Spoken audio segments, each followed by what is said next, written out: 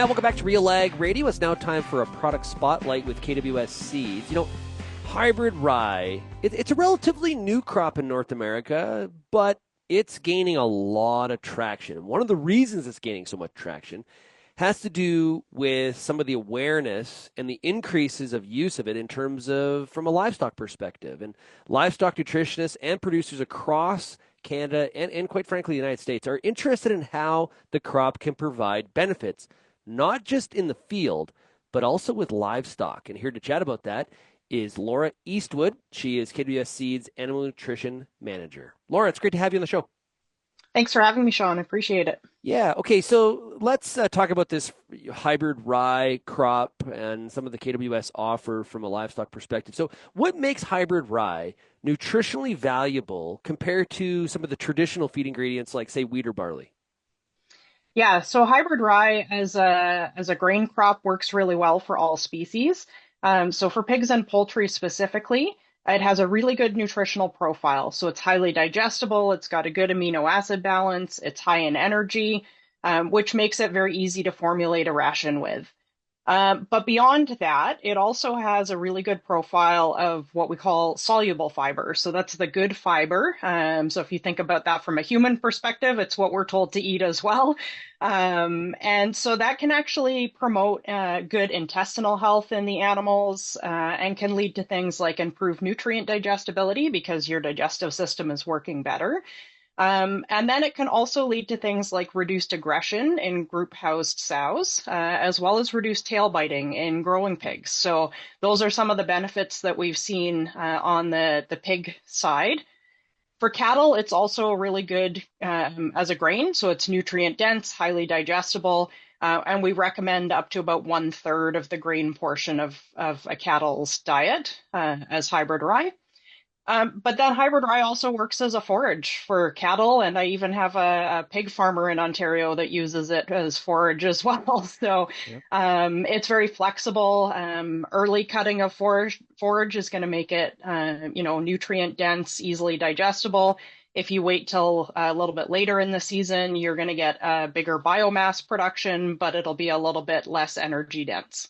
Yeah, there's versatility here all over the place. Gives you a lot of Yes, for options as a sure. livestock producer. So how does hybrid rye improve the economics of a feeding operation? Talk about some of the ROI aspects here. Yeah, so really, a lot of the ROI comes from the crop side itself, and so hybrid rye is the highest yielding cereal crop that's out there. So we're 20 to 40% higher than conventional rye, 20 to 30% higher than wheat, for example. And so when you factor that in, and the fact that hybrid rye needs less crop inputs to grow it,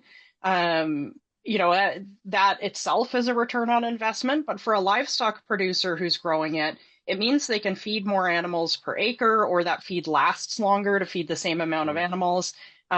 So it's just ends up being a lower cost to feed those livestock on the farm.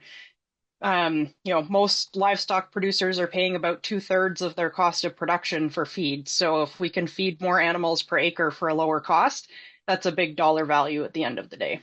And how does hybrid rye impact things like workload or some of the farm management decisions? What's your insights there? Yeah, so again, some of this is the crop specific aspect of the situation. So hybrid rye is a fall planted crop, which means it balances out your workload a little bit on the farm. It changes your seeding and harvest window for the field that you're going to be growing hybrid rye in. Um, but for some farms, if they're in the right geography, it also allows for the potential of double cropping. So we see that down in southern Alberta and also in southwestern Ontario, for example, where if they're cutting it as an earlier forage, there's still time to get another spring seeded crop in the ground and increase the production of that field overall.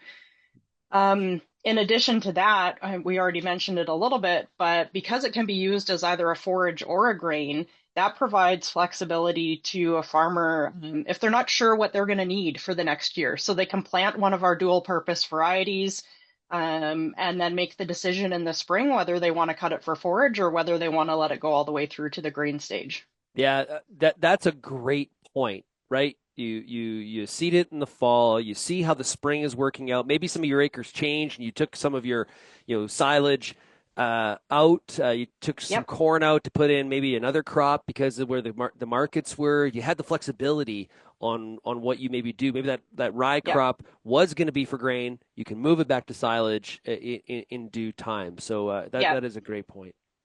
Yeah. No, we really like it for that aspect and just that flexibility. So. How do you think things evolve here in the future? Yeah, we have a lot of nutritionists and producers in Canada and North America that are asking questions about hybrid rye, wanting to learn about it as a feed ingredient, how they can fit it in both as a crop, but also as a feed ingredient for their pigs, poultry, cattle. Um, and so, if I have a conversation with a producer who's tried hybrid rye for the first time, and, their pigs, they're seeing less tail biting with their pigs on farm or something like that, they're starting to understand that there's additional benefits beyond just the nutritional profile as well. And that, I think, is piquing people's interest in trying to understand the health impacts that go along with it. So we're actually investing a lot of money in research in Canada and North America and on the livestock side, so we can really understand how it can improve nutritionally, but also the health and the welfare benefits associated with it for those animals. So it's going to continue to be here and evolve over time, and we're just collecting more and more data that we can use to support producers. Great stuff. Well, we're here in the early part of 2025. The seeding of hybrid rye, of course, doesn't happen to the fall, so there is time for producers to do some research and think about this. Talk to some of your neighbors that Yes. are using hybrid rye in this situation from a feeding perspective. From KWS's standpoint, what are some of the areas where are some of the places they can go from a research and find out more information? Yeah, so I mean, you can get a lot of information off of our website, so kws.com /CA. You can find my contact information on there as well. We are active on social media, so Facebook, Instagram, and X. But if you have questions specific to feeding, talk to your nutritionist. A lot of them are already aware of hybrid rye and how it can fit into a ration, or reach out to me directly, and I'm happy to have a conversation. And if you see me at a meeting, I'll be at a lot of livestock meetings around the country.